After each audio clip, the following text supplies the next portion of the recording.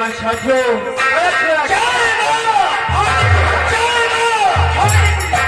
मेरे नौजवान साथियों, क्या कहना चाहते हैं? मेरी बातों को ध्यान से सुनिए। मैं कहना चाहता हूं,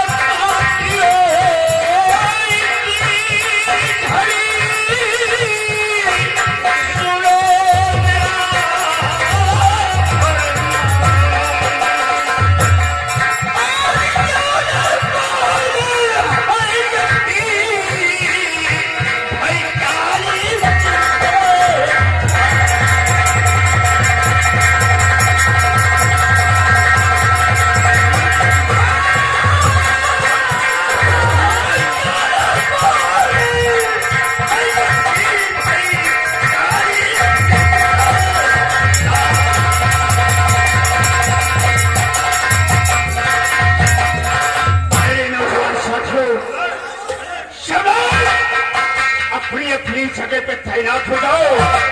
मैं अपने काली सिंह सरदार जी का आने को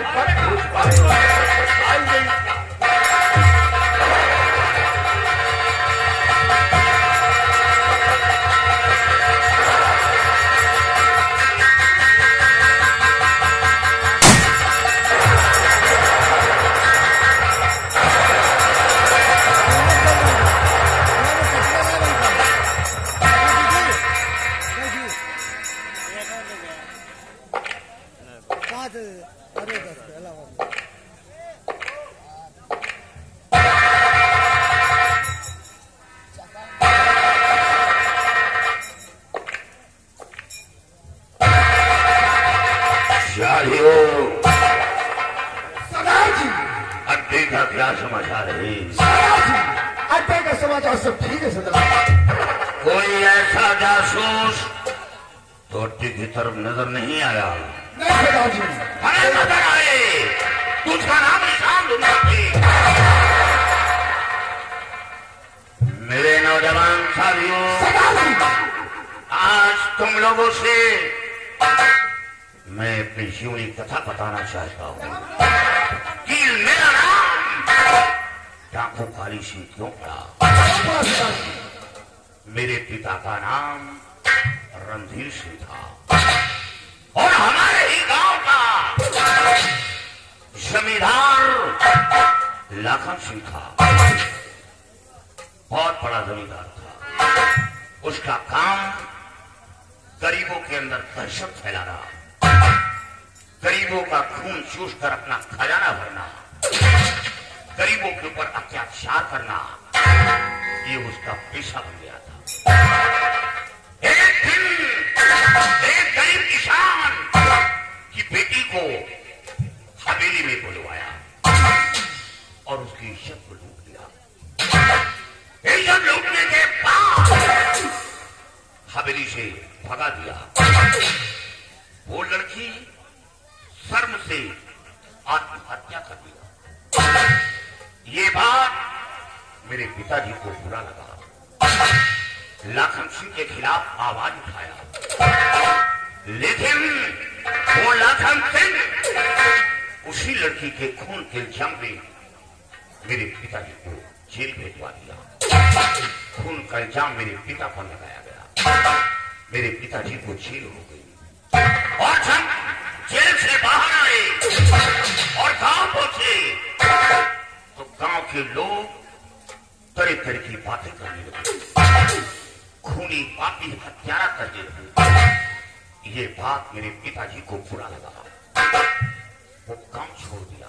मेरी मां को साथ देकर गांव छोड़कर पहाड़ी के किले पर पहुंचकर वहां झोपड़ी बनाकर अपना जीवन की सब बसर करने लगे।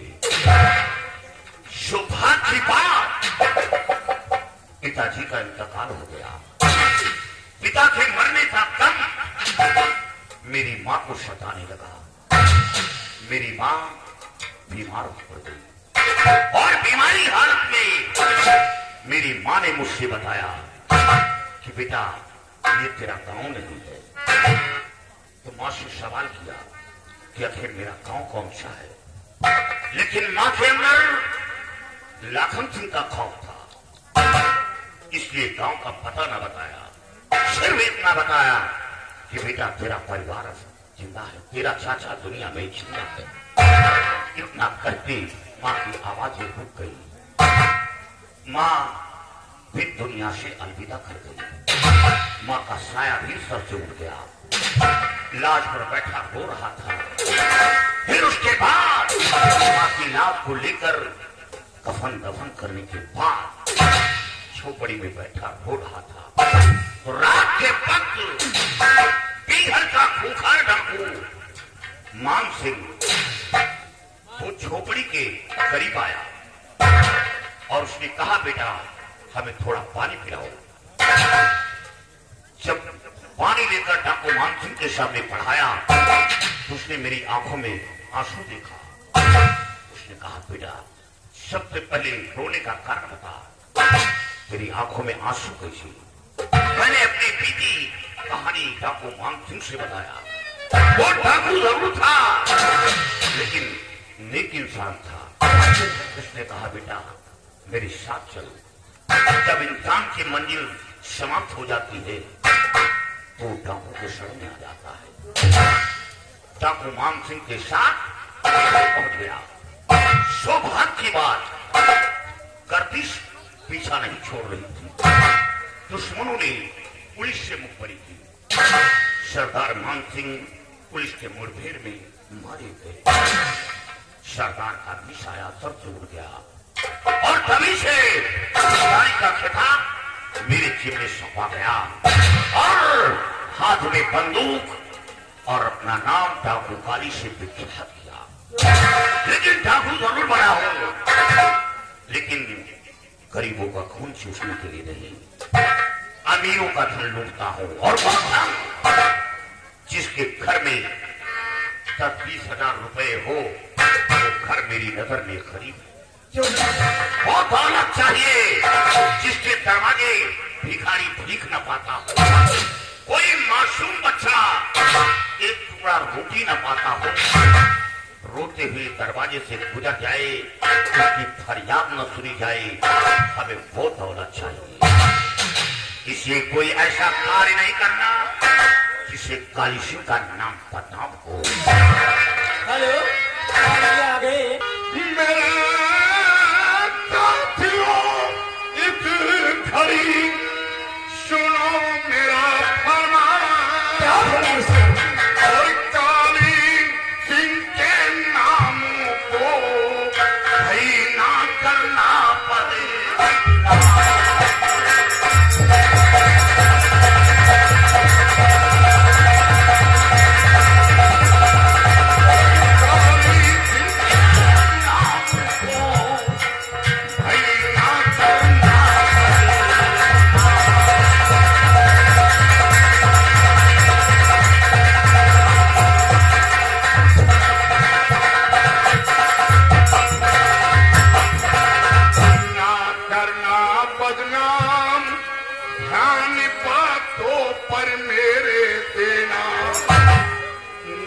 करना बदनाम ध्यान बातों पर मेरे देना। और दीने गरीबों की सेवा में भई कमी न होने देना।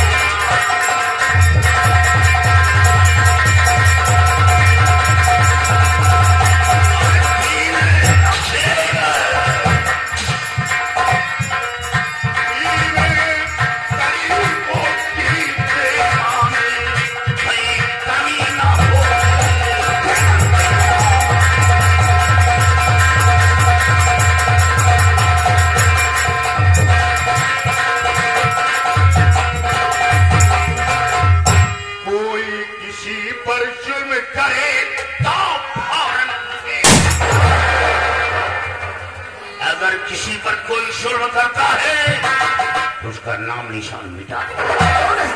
कोई किसी पर जुल्म करे तो फौरन उसे मिटाना। और काली सिंह के नाम को भाई आगे खूबे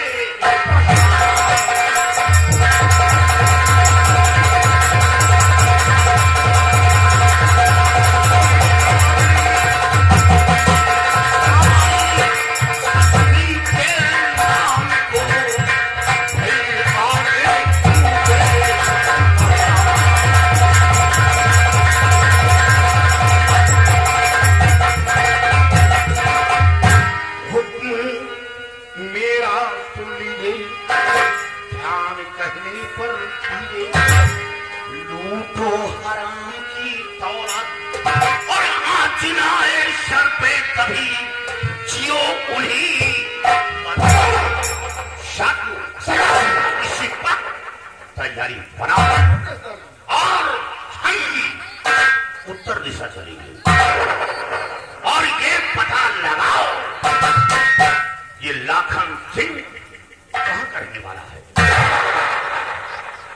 अगर लाखन सिंह मिल गया तो मेरा परिवार मिल जाएगा और काली सिंह के बंदों की गोली लाखन सिंह के सीने पर जिसने हमें काला लिबास पहना हुआ है और पीघर में रहने पर मजबूर किया, मेरे परिवार से महरूम किया, दर दर की ठोकरें खिलाया, इन सबों का जिम्मेदार है ठाकुर लाखन। तैयार हो जाओ, ये पता लगाओ काली सिंह के बंदों की गोली उस लाखन सिंह के सीने